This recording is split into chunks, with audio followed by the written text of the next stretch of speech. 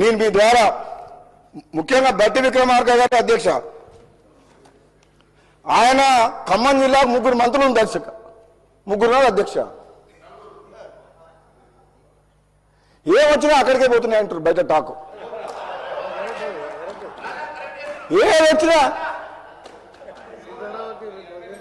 అధ్యక్ష అనే ఏదొచ్చినా అంటే మేము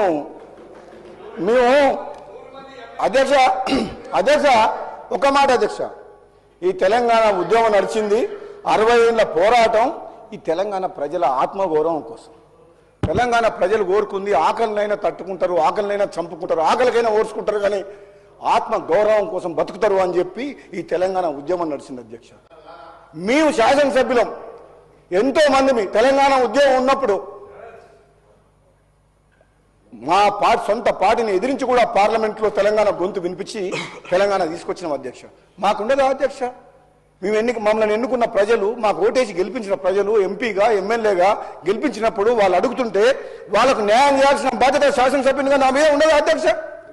ముఖ్యమంత్రి గారు పదే చెప్తున్నారు, నన్ను కొడంగల్ ప్రజలు గెలిపిస్తే నేను ముఖ్యమంత్రి అయినా కొడంగల్ చేసుకుంటా అన్నప్పుడు ఒక శాసనసభ్యునిగా రాజగోపాల్ రెడ్డికి కూడా ఆ ప్రాంత ప్రజలకు న్యాయం చేయాల్సిన బాధ్యత నాకుంది కదా అధ్యక్ష. నేను అదే అడుగుతున్నా అధ్యక్ష. మన ఉత్తమ్ కుమార్ రెడ్డి గారు lift irrigation schemes full Huzur Nagar మొత్తం. హుజూర్ నగర్ లో ఎకరా భూమికి సాగునీరు అధ్యక్ష.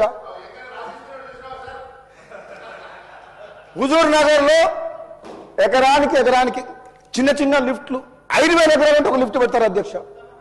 మాకు లిఫ్ట్ లేదు, కాలువ లేదు, రిజర్వాయర్ లేదు, చెరువు లేదు, కుంట లేదు.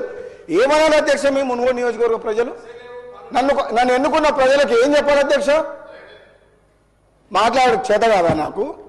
లేదంటే నేను ఏమన్నా ప్రలోభాలకు లొంగే వ్యక్తినా? ఎవరన్నా బెదిరిస్తే భయపడే వ్యక్తినా?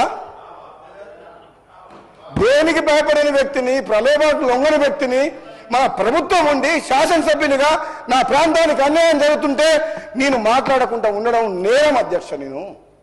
ఒకవేళ నేను ఆ ప్రాంత ప్రజలకు న్యాయం చేయలేనప్పుడు ఈ పదవిలో ఉండడానికి అనర్హుని అధ్యక్ష. నేను 2.5